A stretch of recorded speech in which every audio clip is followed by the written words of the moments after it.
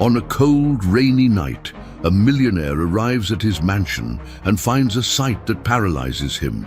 A 6-year-old girl is unconscious at his front door, shivering with fever while holding a wet letter.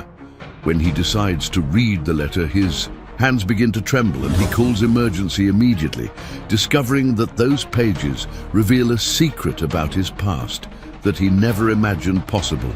The rain hammered mercilessly against the windshield of the black Bentley, creating a hypnotic rhythm that echoed Edward Morgan's turbulent thoughts. His hands, usually steady during the most tense negotiations, trembled slightly as he gripped the steering wheel. The business dinner had been an absolute success. Another company acquired, more employees who would lose their jobs tomorrow, more profit for his already overflowing coffers. At 42, Edward had built a business empire that few dared to challenge. Known in corporate circles as the Iceman, he had turned calculated coldness into his greatest weapon. Every decision was measured by its profit potential, every relationship assessed for its strategic utility. There was no room for sentimentality in his meticulously planned life. The electronic gate of his mansion whirred open smoothly, revealing the bluestone paver driveway that led to the main entrance. The 5,000-square-foot property was his fortress, a tangible symbol of his success. Perfectly manicured lawns, ornamental fountains, and imposing architecture declared to the world that Edward Morgan had made it in life. But something was different tonight. A small, dark shape was huddled by the main door, almost imperceptible in the gloom cast by the garden lights. Edward frowned, irritated. Probably some injured animal that had sought shelter from the storm. Or perhaps a homeless person who had managed to bypass the security system. He approached slowly, his footsteps echoing on the wet marble. The rain continued relentlessly, soaking his $3,000 Italian suit. When he finally made out the shape clearly, his heart stopped. For an instant that felt like an eternity. It was a child, a girl, approximately 6 years old, with brown hair plastered to her face by rain and fever. Her small, thin body trembled violently, not just from the cold, but from something far more alarming. Even unconscious, she clutched a crumpled, wet letter to her chest. Edward froze. Throughout his adult life, he had avoided children as if they carried some contagious disease. They represented everything he despised: unpredictability, emotional responsibility, unnecessary expenses. He had publicly stated on several occasions that he would never have children. "Children are obstacles to success," he used to say with absolute conviction. But there, before that small, defenseless figure, something inexplicable happened. A strange, uncomfortable sensation stirred in his chest, as if a wall of ice had begun to crack after decades frozen solid. His hands, which signed multi-million-dollar contracts without hesitation, trembled as they reached for the child. The girl was burning with fever. Her breathing was shallow and irregular, and small moans escaped her chapped lips. Edward noticed that her clothes, though clean, were visibly cheap and already soaked through. Her worn-out little shoes revealed socks with small holes. Without fully understanding his own actions, Edward lifted her into his arms. She weighed almost nothing, like a broken bird. Her small, fragile body contrasted drastically with the solidity of his own physique. The letter remained firmly clutched in her tiny hand, as if it were her most precious possession. Inside the mansion, motion sensor lights flickered on, revealing the opulence that defined his life. Imported marble, valuable works of art, designer, furniture, all meticulously chosen to impress and intimidate, but none of it mattered now. Only this unknown child who had appeared on his doorstep like an urgent, disturbing mystery. Edward gently placed the girl on the Italian leather sofa, covered her with his own jacket, and with still trembling hands began to carefully open the wet letter. The first words he managed to decipher made his blood run cold. What was written on those pages would change his life forever. The words danced before Edward's eyes, blurred by rainwater and the tears that had been shed on the paper. With extreme care, he tried to decipher the shaky, smudged handwriting. The first line he managed to read completely hit him like a punch to the gut. "Edward, this is Sophia, your daughter." His hands trembled more violently as he held the letter. This had to be a cruel prank, an elaborate blackmail attempt by some corporate enemy. He had never had children. He would never allow that to happen. His life was perfectly controlled, with no room for surprises or emotional responsibilities. He looked at the girl asleep on the sofa. Even with her pale face and disheveled hair, there was something vaguely familiar in her delicate features, the shape of her eyes, the line of her jaw. Edward shook his head vigorously, pushing away absurd thoughts. Coincidences happened. He continued reading, forcing himself to decipher each blurred word. "I know you never wanted to be a father, that you declared it publicly when you shut down our company 6 years ago. But I need you to know Sophia has a rare congenital heart condition. If she faints, every second counts. Please don't abandon her like you abandoned me."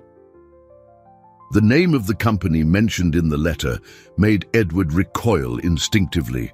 Hope Textiles. He remembered that acquisition perfectly. A small children's clothing factory he had bought solely to gain access to the valuable land it sat on.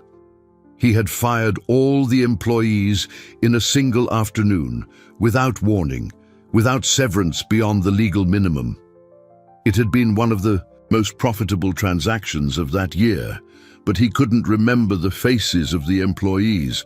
To him, they were just numbers on spreadsheets, costs to be eliminated. He had never cared about their personal stories or the impact his decisions had on their lives. It was business, just business. The child moaned softly, drawing his attention back to the urgent reality. Her breathing was even more irregular, and small beads of sweat mixed with rainwater on her face. Edward touched her forehead and recoiled immediately. The fever was dangerously high. He picked up the phone without hesitation and dialed 911. His voice, normally firm and authoritative, came out shaky. "I need an ambulance urgently. I have a child here, about 6 years old, with a very high fever and a congenital heart condition. She collapsed and..." He stopped, realizing he knew nothing more about the girl's state. While waiting for the ambulance, he returned to the letter. More passages became legible as the paper dried slightly. "I worked at Hope Textiles for 3 years. I was happy there, Edward. I had plans, dreams. You didn't even see me when you came to give your presentation on human resources optimization. I was 2 months pregnant." Edward felt a tightness in his chest. He vaguely remembered that presentation. He had been direct and efficient as always. He had explained to the employees that the company would be restructured and that some cuts would be necessary. In truth, he knew from the beginning that everyone would be laid off, but strategic lies were part of the corporate game. "My name is Clara Evans. We met at a corporate party 2 years before the closure. We spent a night together, remember? You said I was different from other women, that there was something special about me." Edward frowned, forcing his memory. There had been so many women over the years, so many casual encounters that never meant anything beyond a momentary distraction. But slowly, an image began to form in his mind. Brown hair, bright green eyes, a genuine smile that contrasted with the artificiality of the women in his social circle. Clara. She had worked in the administrative department of one of the companies he frequented. They had talked about literature, about simple dreams she cherished. The ambulance arrived, sirens wailing through the pre-dawn silence. Paramedics stormed the mansion with a professional efficiency that impressed even Edward. In seconds, they were beside the girl, checking her vital signs with equipment that looked like something out of a science fiction movie. The urgency in their movements confirmed what the letter had warned. Every second truly counted. "What's her name?" asked the more experienced paramedic, a middle-aged woman with concerned eyes. "Sophia," Edward replied automatically, surprised at how naturally he pronounced the name. "Sophia Evans." The words left his mouth as if they had a life of their own. "Are you the father?" The direct question struck him like a bolt of lightning. Edward hesitated, looking at the crumpled letter still in his hands. Was he a father? How could he answer that with certainty? Yes, he murmured, deciding that lying at that moment was less important than ensuring the child received proper care. "She has a rare congenital heart condition." The paramedics exchanged significant glances. "That explains the symptoms," said the younger one as he prepared a small gurney. "Irregular pulse, shallow breathing, high fever. We need to take her immediately." Edward accompanied them to the ambulance, still wearing his soaked suit. The rain had lessened, but the cold wind cut through his skin like sharp blades. Inside the vehicle, the strobe lights created a surreal, almost dreamlike atmosphere. Sophia was connected to various machines, her small body nearly swallowed by cables and monitors. Edward sat beside the gurney, not knowing exactly why he had gotten into the ambulance. In other circumstances, he would have sent an employee to handle the situation while he returned to his nightly routine of analyzing financial reports. "She's stabilizing," the paramedic informed him, but her expression remained grave. "Still, we got here just in time. A few more minutes and—" Edward didn't want to hear the end of the sentence. He looked at Sophia, noticing for the first time small details that had gone unnoticed in the dim light of his house. Her hands were delicate, as porcelain with neatly trimmed nails. Someone cared for her, loved her enough to tend to these small details. Mercy General Hospital was a private institution where Edward maintained a premium health plan for personal emergencies. His arrival caused a small commotion. It was rare to see him there, especially under such unusual circumstances. The medical team received Sophia with the efficiency typical of those accustomed to serving the city's elite. Dr. Henry Morton, a renowned cardiologist and an acquaintance of Edward's, personally took over the case. "I need a few minutes to fully assess the situation," he explained, after examining Sophia quickly. "You can wait in the VIP lounge." Alone in the elegant waiting room, Edward finally had the opportunity to read the rest of the letter more calmly. The next lines revealed details that disturbed him even more. "I never tried to contact you because you made it very clear that children were unnecessary obstacles to success. I raised Sophia alone, working 3 jobs to make sure she had what she needed." 3 jobs. Edward mentally calculated the typical salaries for jobs a woman without a college degree could get after losing her job at Hope Textiles. The math was grim. Barely enough to live decently, let alone afford specialized medical treatments for a rare heart condition. "I tried to reach out to you several times when we discovered her heart problem, but your lawyers always blocked my attempts. They said you didn't want to be bothered with irrelevant personal matters." Edward vaguely remembered giving those instructions to his legal team years ago. How many people had tried to speak with him? How many stories like Clara's had been summarily ignored? Dr. Morton returned with a serious expression that made Edward's stomach clench. "I need to speak with you urgently." Dr. Henry Morton closed the consultation room door with an expression Edward had learned to recognize in the business world. It was the face of someone who had to deliver difficult news. The doctor, a man in his 50s with graying hair and hands that had been saving lives for decades, sat heavily behind his desk, which was covered in diplomas and certifications. "Edward, I need to be direct with you," he began, adjusting his glasses. "Sophia's condition is extremely serious. She has a rare congenital heart defect called Eisenmenger's syndrome. It's a progressive disease that affects pulmonary circulation." Edward felt as if the air had been sucked out of the room. Medical terms danced in his mind without making complete sense. But Dr. Morton's grave tone communicated everything he needed to know. His supposed daughter was in real danger. "What does that mean exactly?" he asked, his businesslike voice, trying to mask his growing fear. "It means her heart has to work much harder to pump blood. The fainting spells, like the one today, are signs that the condition is worsening. Without proper treatment—" The doctor paused significantly. "Edward, we're talking months, a year at most." The silence that followed was deafening. Edward, accustomed to controlling every aspect of his life, felt completely powerless against an enemy he couldn't buy, intimidate, or overcome with business strategies. Death didn't negotiate. "Is there a treatment?" The question came out more like a desperate whisper than Edward's typical authoritative demand. Dr. Morton consulted some papers on his desk. "There's an experimental surgery being developed in Germany. It's a complex procedure with a success rate of approximately 60%. But Edward—" Another loaded pause. "The cost is prohibitive. We're talking about almost $2 million, including all stages of treatment. $2 million. For Edward, that sum represented the profit of a particularly productive afternoon.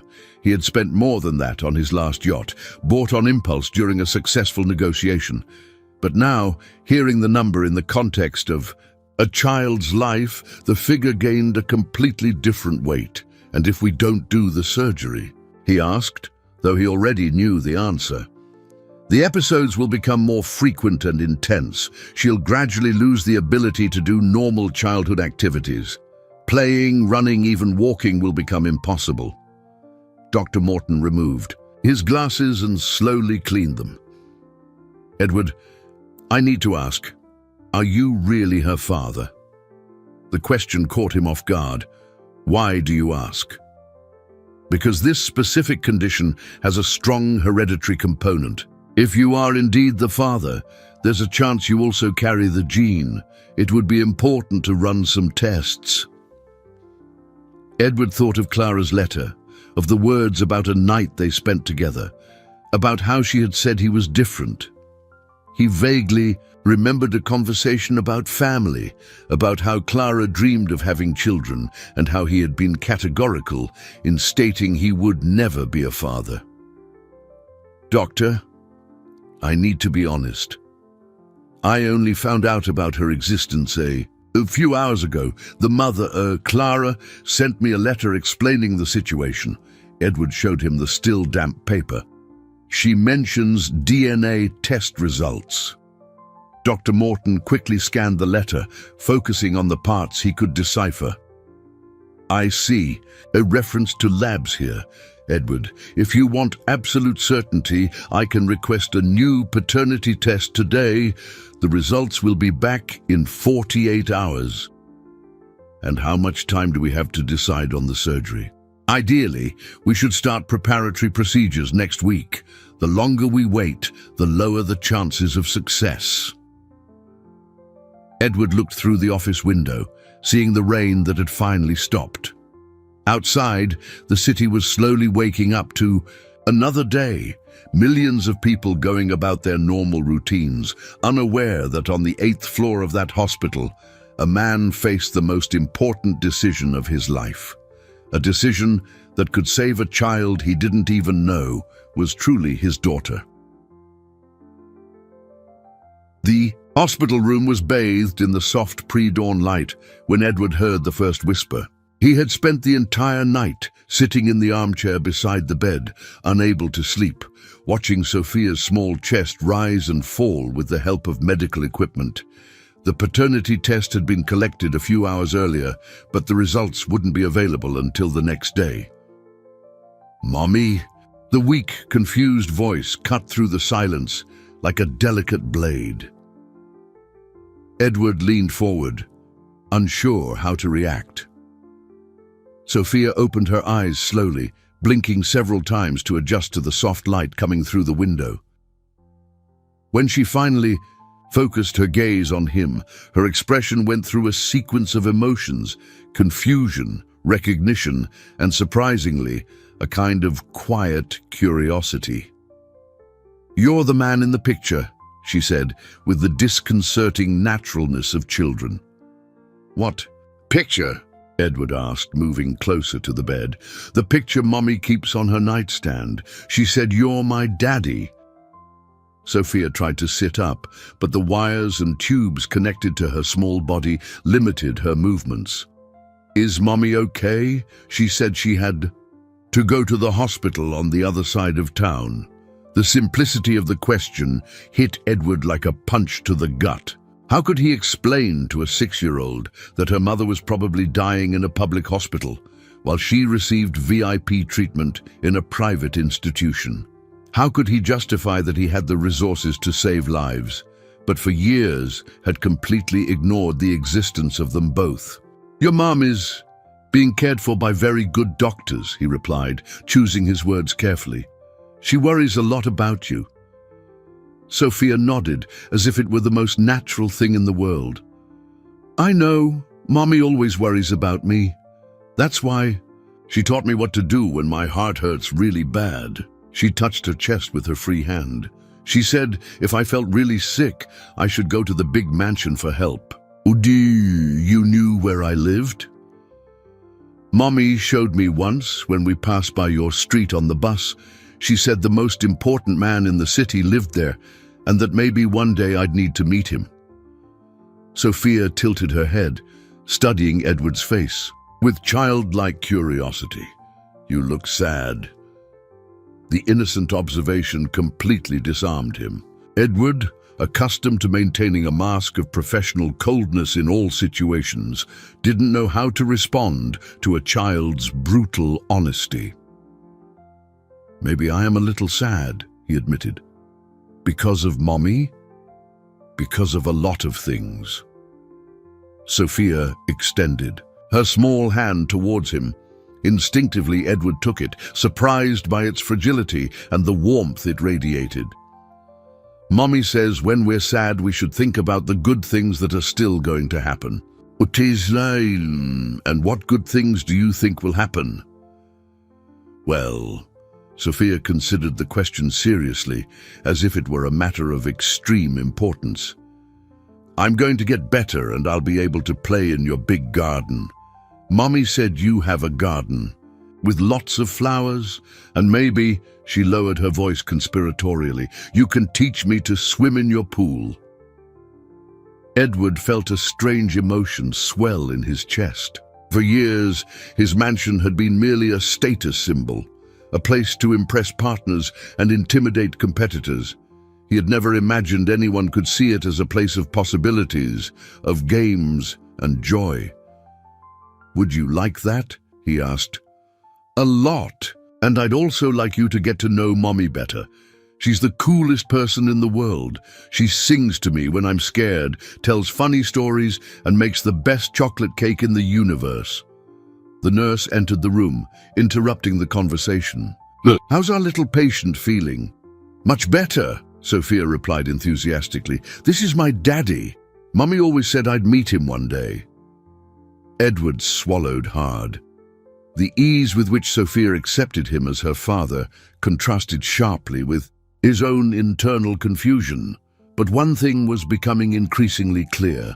Regardless of the paternity test results, this extraordinary child had already carved out a space in his heart he hadn't known existed.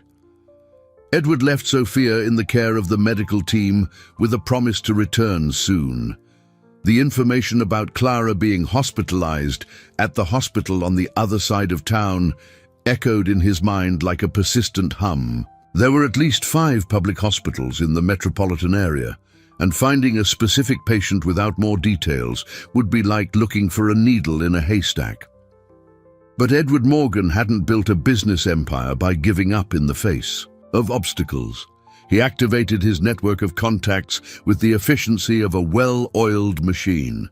In less than 2 hours, his personal assistants had scoured the records of all public hospitals in the city, looking for a recently admitted Clara Evans. County General Hospital was on the south side, a region Edward knew only through economic reports and market statistics. He had never set foot on that side of the city, where his companies occasionally outsourced services to reduce operational costs. The contrast with Mercy General was shocking. Overcrowded hallways, entire families, camped out on the floor, waiting for care. The unmistakable smell of disinfectant mixed with sweat and anxiety. Edward felt completely out of place in his Italian suit, drawing curious stares and some whispers. "Clara Evans, Ward 7, Bed 15, the receptionist informed him, after consulting an old computer that took an eternity to process the search. The ward was a desolate environment. 20 beds, separated only by thin curtains, where women of different ages fought various illnesses. The air was heavy, laden with suffering and resignation. Edward walked slowly between the beds, looking for a face he recognized. He found Clara in the last bed of the left row. If Sophia hadn't mentioned her name, he would never have recognized her.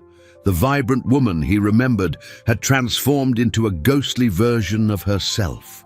Brown hair, once shiny, now dull and thin, pale skin stretched over prominent bones, green eyes that once sparkled with dreams now looked like clouded glass. "Clara?" His voice came out softer than he intended. She turned her face slowly, and Edward saw the exact moment recognition dawned. A succession of emotions passed through her eyes: surprise, hope, anger, and finally, a profound sadness that hit him like a stab wound. "Edward Morgan," she said, her voice hoarse and weak. "After 6 years, you finally decided to show up." He pulled a plastic chair to the bedside, ignoring the curious glances of the other patients. "Clara, I got your letter. Sophia is at Mercy General being cared for by the best doctors." "Of course she is." A bitter smile curved her chapped lips. "Money solves everything, doesn't it? At least for those who have it." "Why didn't you ever tell me about her?" The question came out more accusatory than Edward intended. Clara laughed, a humorless sound that quickly turned into a dry cough. "Tell you?" "Edward, I tried. I tried so many times I lost count. Your lawyers, your assistants, your secretaries, all with the same answer. Mr. Morgan does not wish to be bothered with irrelevant personal matters." Edward felt the weight of his own words returning like poisoned boomerangs. He vaguely remembered giving those instructions, creating an impenetrable barrier around his personal life. "I was pregnant when you shut down Hope Textiles," Clara continued, her voice gaining strength from the pain. 2 months. I had just found out and was trying to gather the courage to tell you. But then you showed up with your presentation on optimization and restructuring and fired 300 people in one afternoon. "Clara, I didn't know." "You didn't know because you didn't want to know." She propped herself up on her elbows, gathering energy to continue. "You said that day in front of all of us that children were unnecessary obstacles to success, that truly ambitious men didn't let themselves get contaminated by family sentimentality." Edward remembered those words perfectly. At the time, they had just been a strategy to justify the cuts, a way to rationalize the suffering he was causing. "So, I decided to raise Sophia alone," Clara whispered, lying back down. "And you know what? Those were the 6 happiest years of my life. But now she was dying, and Edward finally understood the cruel irony of the situation. Dr. Amanda Fisher, the oncologist responsible for Clara's case, called Edward for a private conversation in the hospital corridor. Her tired eyes carried the weight of someone who had delivered bad news more times than she cared to remember. Edward braced himself mentally for what was to come, but nothing could have prepared him for the brutality of the medical truth. Mr. Morgan, Clara has terminal pancreatic cancer. When she arrived here 3 weeks ago, the disease had already spread to other organs. The doctor consulted a folder full of test results. Under ideal conditions, if she had been diagnosed 2 years ago, we would have had treatment options. But she didn't have access to preventative screenings, Edward completed, instantly understanding the cruel equation of social inequality. Exactly. Clara worked multiple informal jobs. After losing her job 6 years ago, no health insurance, no resources for regular checkups. When the symptoms became unbearable, it was already too late. Edward felt as if he were being crushed by an invisible press. Every word from the doctor was a silent accusation of his past choices. If he hadn't shut down Hope Textiles so ruthlessly, Clara would have kept her job, her health plan, her chances of early detection of the disease that now consumed her. How long does she have? The question came out as a hoarse whisper. Days, maybe a week at most. Edward's world collapsed. Throughout his adult life, he had believed that money and power could solve any problem. But here he was, facing something his fortune couldn't buy. Time. The time Clara wouldn't have to see Sophia grow up, to teach her the lessons only a mother can impart, to be present for the important moments yet to come. He returned to Clara's room with heavy steps. She was awake, looking out the dirty window that overlooked a grey inner courtyard. Noticing his presence, she turned with difficulty. By the look on your face, I imagine you've already spoken with Dr. Fisher, she said with a serenity that surprised him. Clara, Edward couldn't find the right words. All the communication techniques he had learned in the corporate world seemed pathetically inadequate. Edward, I need to tell you something I didn't write in the letter. Her voice was weaker, but there was an urgency in her eyes. Something about Sophia, about us. He pulled the chair closer, preparing for another revelation that could change everything. That night we spent together, 7 years ago. You were different. Remember? We had just left a meeting where you had saved jobs at a small family business. You said you sometimes questioned if you were making the right choices in life. Edward vaguely remembered. There had been moments, rare but real, when he questioned the human cost of his business decisions. Clara had witnessed one of those moments of vulnerability.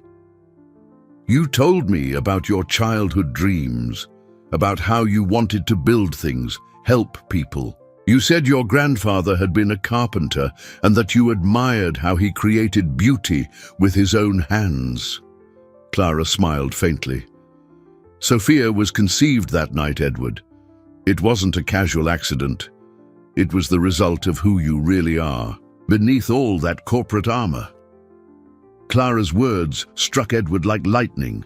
He had buried that more human version of himself so deeply that he had almost forgotten it existed. Sophia inherited that essence of yours, Clara continued. She has your intelligence, but she also has a huge heart. When she grows up, she'll be capable of great things. But she needs you, Edward. Not the ruthless businessman, but the man I met that night. At that moment, Edward made the most important decision of his life, a decision that would change not only his future, but also his understanding of what it truly meant to be wealthy. The envelope with the paternity test results was on Dr. Morton's desk when Edward arrived at the hospital. The next morning, his hands trembled slightly as he held the document that would either confirm or destroy a reality he was already beginning to accept emotionally. During the sleepless night, he had caught himself imagining Sophia playing in his garden, laughing, as she learned to swim in his pool. 9% probability of paternity, Dr. Morton read aloud. Edward, she is definitely your daughter. The words echoed in the room like cathedral bells. Edward closed his eyes, feeling a complex mixture of relief, terror, and a strange sense of completeness. Sophia was his daughter. That extraordinary child who had appeared on his doorstep during the storm was his own flesh and blood. "Doctor, I want to authorize all procedures for the surgery in Germany immediately," he said, his voice regaining its businesslike firmness. "Money is no object." "Edward, I need to be honest with you. Even with unlimited resources, there are logistical complications. The German medical team can only receive us in 3 weeks, and Sophia needs to be in adequate physical condition to withstand the journey and the procedure." 3 weeks. Edward mentally calculated. Clara had at most a week of life, according to Dr. Fisher. Sophia would have to face not only the most important surgery of her life, but also the loss of her mother. How could a 6-year-old cope with so much pain at once? Is there anything we can do to expedite the process? "I've already contacted the clinic in Munich. They're analyzing Sophia's tests and preparing a specialized team. But Edward," Dr. Morton paused significantly, "there's another delicate issue we need to discuss." "What is it?" "Sophia will need intense emotional support. The loss of her mother, combined with the stress of the surgery, could significantly affect her chances of recovery. Children need emotional stability to heal properly." Edward understood instantly. Sophia would need not only financial resources, but something he had never offered anyone: unconditional love and constant emotional presence. He would have to learn to be a father in real time, while facing the most complex medical situation of his life. At that moment, his phone rang. The screen showed the name of Richard Vance, his majority partner and best friend since college. Edward hesitated before answering, sensing the conversation wouldn't be pleasant. "Edward, where the hell are you?" Richard's voice was laden with irritation. "We missed 3 important meetings yesterday, and today you just vanished. Investors are questioning your competence." "Richard, I need to tell you something important. Don't give me excuses.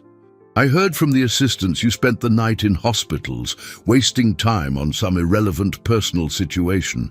Edward, you're losing focus. We have a $50 million merger in progress."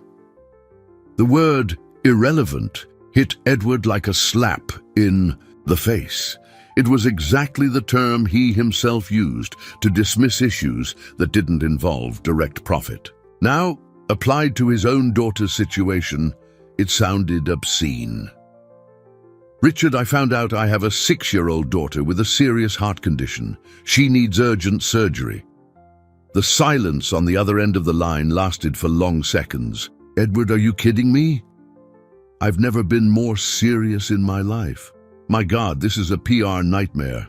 Illegitimate child, medical problems, unnecessary expenses. Edward, you need to hire a public relations firm to contain this scandal before it leaks to the press." Edward felt anger rise in his chest. "It's not a scandal, Richard. It's a child who needs help." "It's the same thing. Edward, you're thinking with your heart, not your head. This will cost millions and could ruin our reputation." At that moment, Edward realized he was seeing Richard and himself clearly for the first time in years. Edward's office had never witnessed such a tense meeting. Richard had called an emergency session of the board, alleging that the president's irrational decisions were jeopardizing the company's interests. Around the polished mahogany table, 8 men in suits awaited explanations. Edward looked at each familiar face, people with whom he had built an empire over 2 decades. Now, for the first time, he saw them as they truly were, men who had become as obsessed with profit as he himself had been, unable to comprehend that some things in life were worth more than money. "Gentlemen," Edward began, maintaining his firm posture. "I want to introduce you to Sophia Morgan Evans, my daughter." A murmur of discomfort rippled through the room. Richard drummed his fingers on the table, clearly irritated by Edward's direct approach. "Edward," interjected Dr. Henry Campbell, the oldest board member, "we understand this is a delicate, personal situation, but we need to discuss the business implications. We're talking about millions in medical expenses, possible media exposure, questions about your stability to lead strategic decisions." "My stability," Edward laughed, a humorless sound. "Gentlemen, I built this company by firing people as if they were numbers on spreadsheets. I closed entire factories without blinking. I destroyed families' dreams to maximize our profits. And you question my stability when I finally decide to do something human? That's precisely why you can't make emotional decisions now." Richard stood up, taking control of the meeting. "Edward, you're clearly shaken. I suggest you take a medical leave while we handle the business." A medical leave. Edward felt anger surge in his chest. "Richard, this company exists because I sacrificed everything for it. My youth, my relationships, my humanity. And now that I've finally found something worth more than money, you want to push me aside." "It's not personal, it's business," Richard repeated the phrase Edward had used hundreds of times over the years. Hearing his own words used against him was like a punch to the gut. Albert Fisher, the CFO, consulted some papers. "Edward, the projected costs for the child's treatment are astronomical. $2 million for the initial surgery, plus rehabilitation costs, ongoing medical follow-up. We're talking about $5 million over the next 2 years. $5 million, Edward repeated, letting the number hang in the air. "Albert, do you remember our bonus last year? It was $8 million. Divided among us 8, each of us took home $1 million as a performance bonus. Now you question $5 million to save my daughter's life." The awkward silence that followed spoke louder than any argument. Edward looked at each man around the table, seeing the reflection of who he himself had been.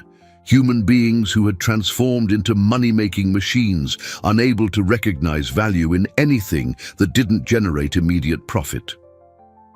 "Gentlemen," Edward stood up slowly, "for 20 years, you were my family. The only family I thought I needed, but a true family doesn't abandon you when you need support the most." "Edward, be rational." Richard tried one last approach. "You can help this child without compromising our company. Create a foundation, make a donation through third parties, maintain emotional distance." "Emotional distance?" Edward laughed again. "Richard, she's my daughter. For the first time in decades, I feel like my life has a real purpose. And you want me to keep my distance?" At that moment, his phone rang. It was Dr. Morton, and his tone of voice indicated urgency. "Edward, you need to come to the hospital immediately. Sophia had a crisis during the night. We're stabilizing her, but—" Edward didn't wait for the end of the sentence. He walked out of the room without looking back, leaving 8 perplexed men watching the door close behind him. For the first time in his career, Edward Morgan had chosen to be a father before being a businessman. Edward arrived at the hospital, running through the corridors as he never had in his life.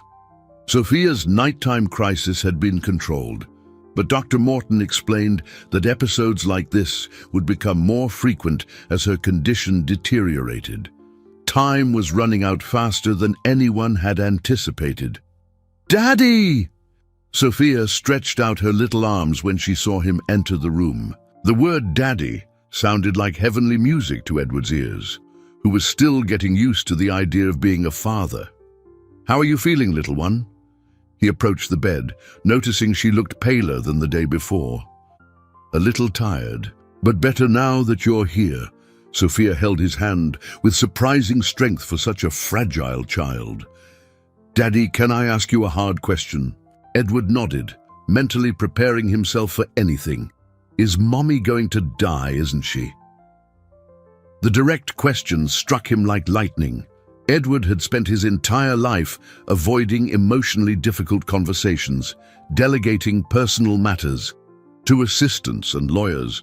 But here was his 6-year-old daughter demonstrating a maturity that left him simultaneously proud and heartbroken. "Sophia," he struggled to find the right words. "Your mother is very sick." "I know," she explained it to me before she asked me to come here. "She said I might have to learn to live without her, but that you would take care of me." Sophia tilted her head, studying Edward's face. "Are you going to take care of me even when I'm not sick anymore?" "Always," Edward replied without hesitation, surprised by the certainty in his own voice. "Sophia, you're the most important thing that has ever happened in my life. More important than your work." The innocent question was like a stab wound. For 40 years, Edward had put work above absolutely everything. Relationships, health, happiness, all had been sacrificed on the altar of business success. "Much more important," he said, and for the first time in decades, he was being completely honest.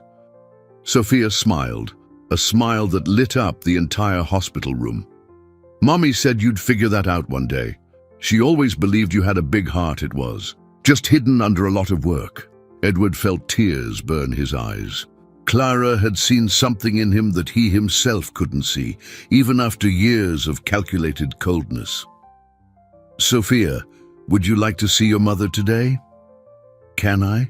The doctor said she's too weak for visitors." Edward had already made the decision. "I'll arrange a way." 2 hours later, a specially equipped ambulance transported Sophia to County General Hospital. Edward had used all his influence and contacts to organize the meeting, including a mobile medical team to ensure Sophia was safe during the journey.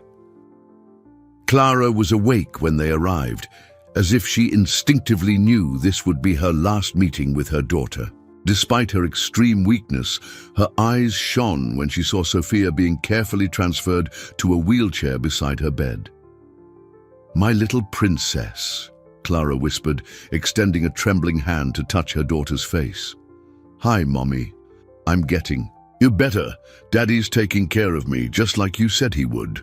Edward watched the interaction between mother and daughter with a lump in his throat. The naturalness with which Sophia called him Daddy, the way Clara smiled hearing it, it was as if the three of them had always been a family, just waiting for the right moment to reunite.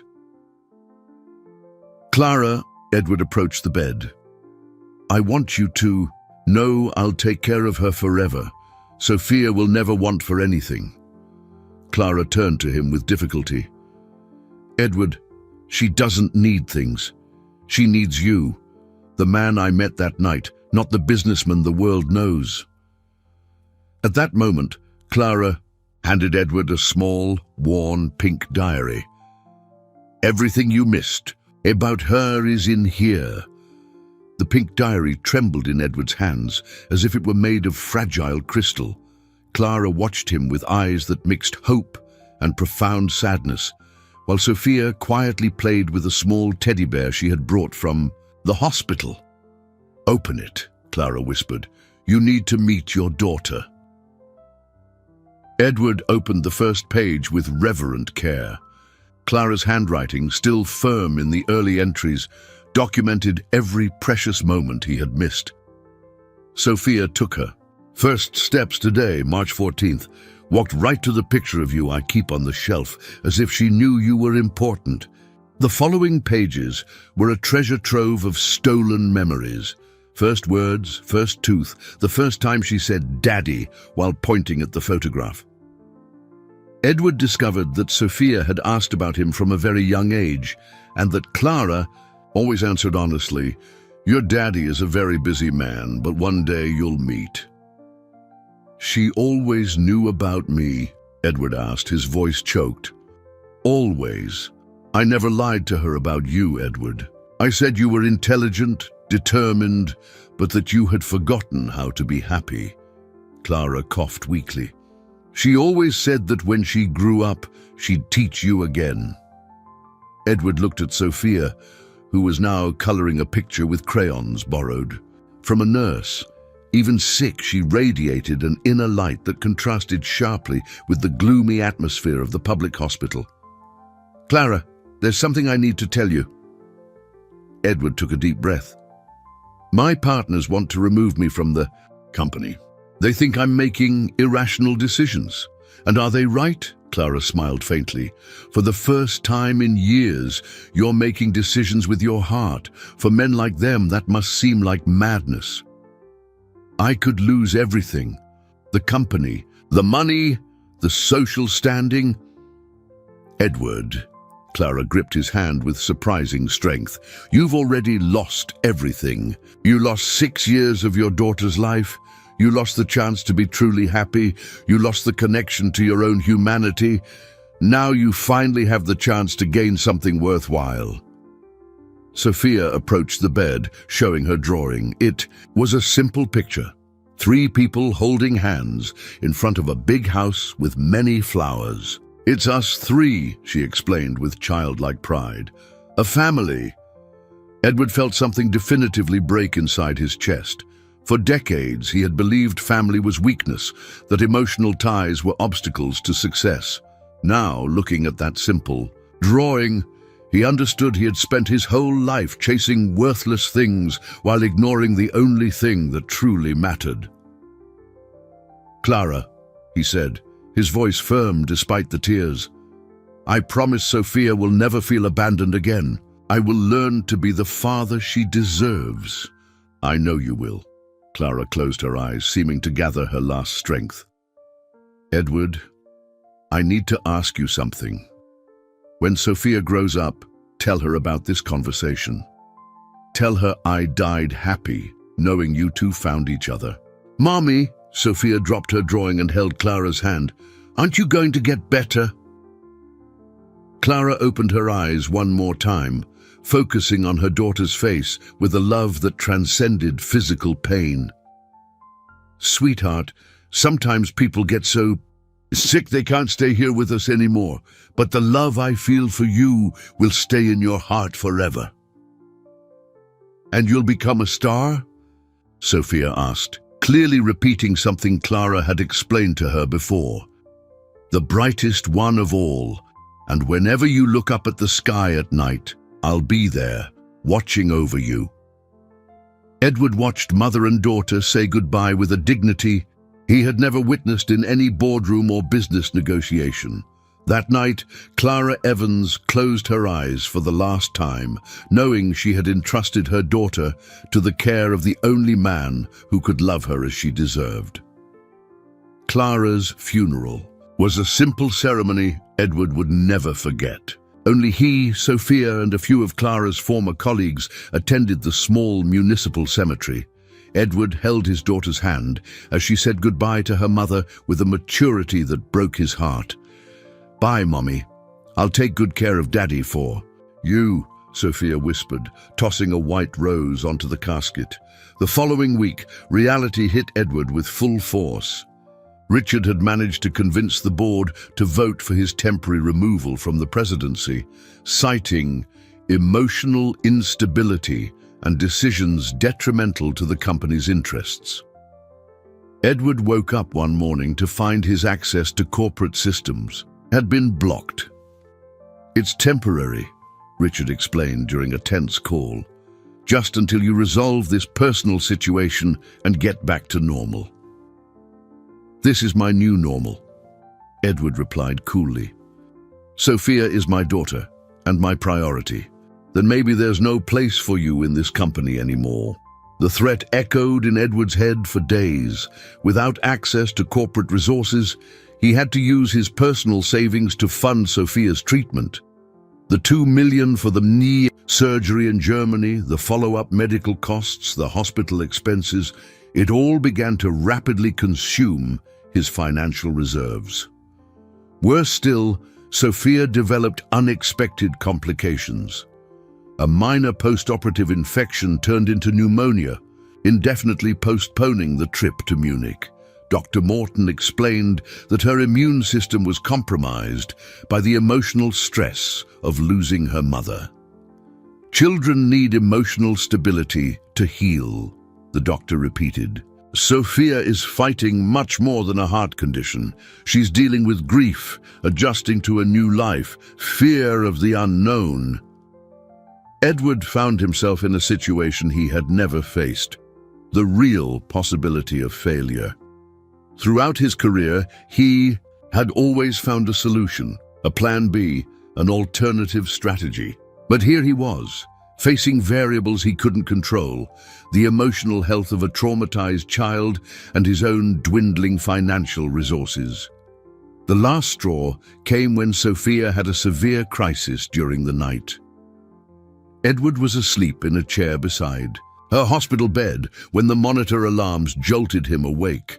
Nurses rushed into the room, doctors were paged emergently, and for 15 terrifying minutes, Edward thought he would lose his daughter. "Daddy," Sophia whispered when she finally stabilized. "I'm scared."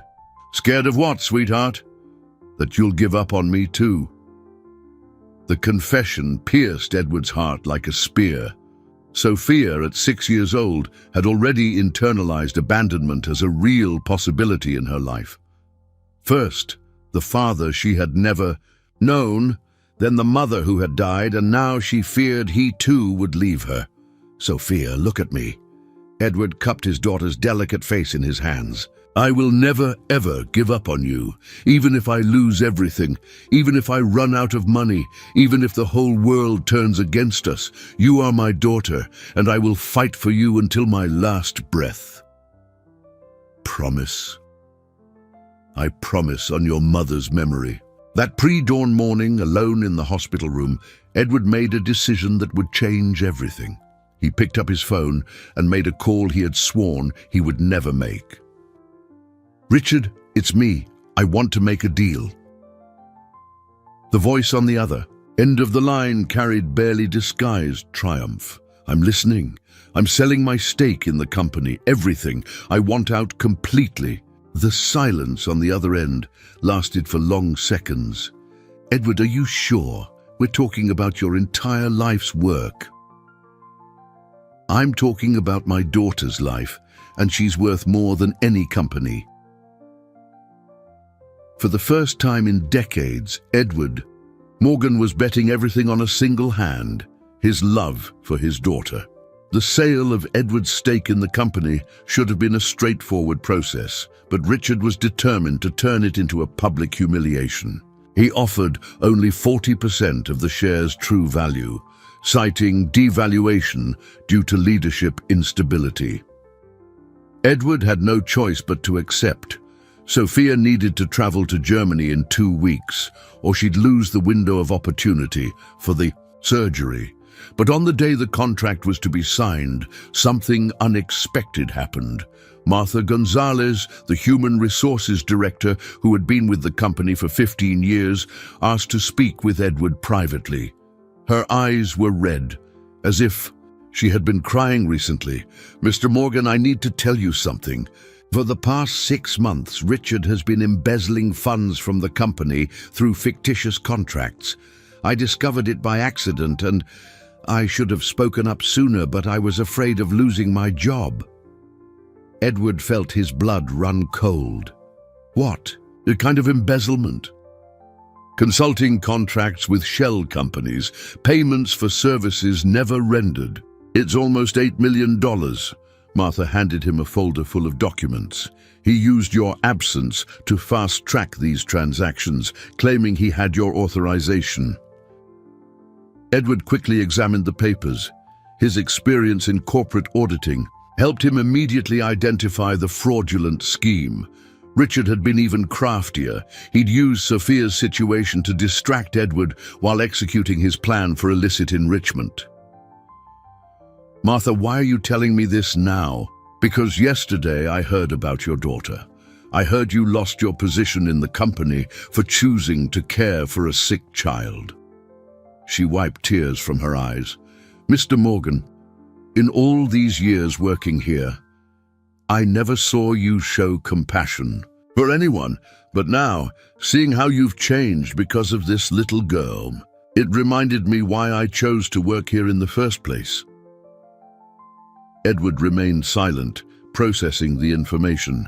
Martha continued, "There are other employees who know about the situation. Most are outraged at how Richard is treating you.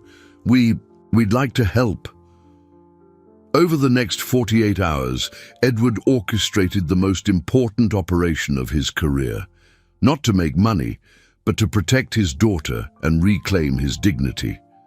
With the help of loyal employees, he gathered irrefutable evidence of Richard's corruption. He contacted his connections at the district attorney's office and the IRS, providing a complete dossier of the corporate crimes. The turnaround was spectacular. Richard was arrested red-handed, trying to transfer $2 million to an offshore account. The media extensively covered the scandal, painting Edward not as the ruthless businessman of before, but as the father who almost lost everything for the love of his daughter. Edward Morgan, from ruthless tycoon to devoted dad, was the headline in a leading national business newspaper. Now, Sophia's story touched the hearts of millions of Americans who began to see Edward in a completely different light. With Richard out and the irregularities exposed, the board of directors found themselves forced to reinstate him as president. But Edward had other ideas. During an extraordinary meeting, he presented a proposal that left everyone stunned. "Gentlemen, I want to transform our company into a socially responsible corporation.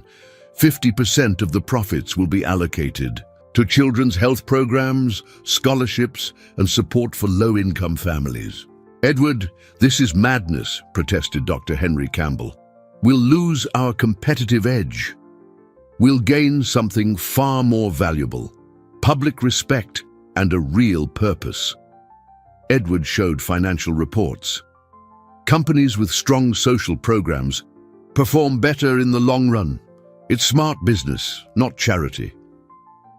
Sophia was recovering quickly from pneumonia, as if the emotional stability of having Edward back in control had accelerated her healing.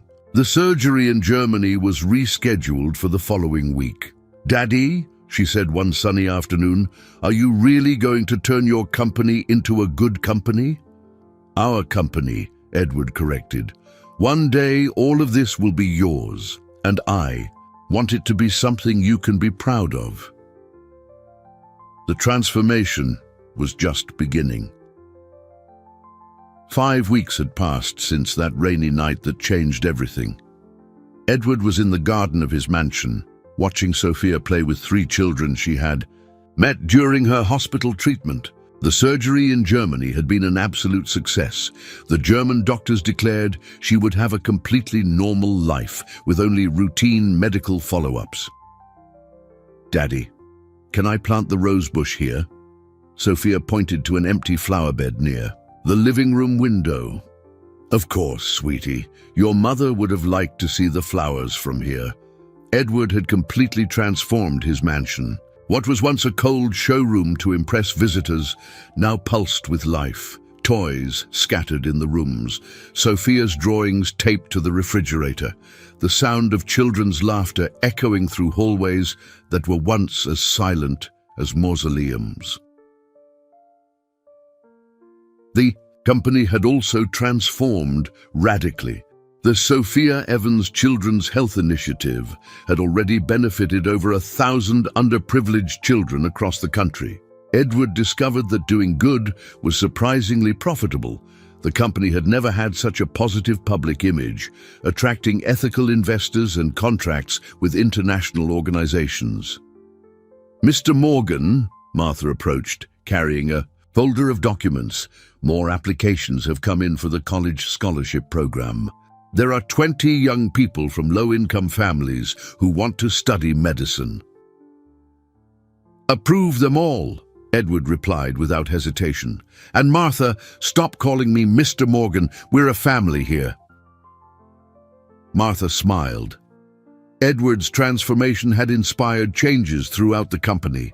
The corporate environment, once tense and competitive, now breathed collaboration and shared purpose. That afternoon, Edward received an unexpected visitor. Dr. Morton arrived with a proposal that left him genuinely moved.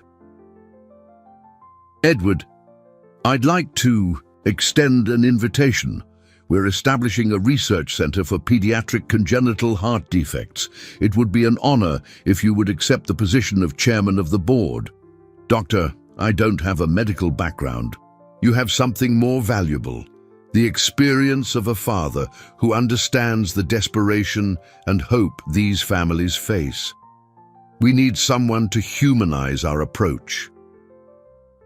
Edward looked at Sophia, who was now teaching one of the visiting children how to care for the rose seedlings. "I accept on one condition. Sophia will be part of the Children's Advisory Council. Children should have a voice in decisions that affect them." As evening fell, after the other children had left, Edward and Sophia sat on the garden swing he had installed especially for her. The wet letter that had almost disintegrated in the rain was now framed in his office, not as a reminder of pain, but as a symbol of a second chance. "Daddy, are you happy now?" Sophia asked, snuggling into his arms. Edward looked around. His garden, once just expensive landscaping, now had messy flower beds where children planted flowers. His house, built to impress, now echoed with laughter and games. His company, which existed only to generate profit, now changed real lives. "You know, sweetie, for 40 years I thought happiness was having a lot of money and power, but I discovered that happiness is having you. And I discovered that having a dad is the best thing in the world," Sophia replied, kissing his cheek. That night, as Sophia slept in her room, the first real bedroom she'd ever had, Edward opened Clara's pink diary and wrote his first entry. "Today, Sophia taught me that planting roses is more important than closing deals. Clara, thank you for giving me the chance to be a father. Our daughter is teaching the whole world that love truly transforms everything." The man who once declared he never wanted children discovered that being a father was the only thing that truly mattered. And some letters arrive exactly when we need them, even if it's almost too late.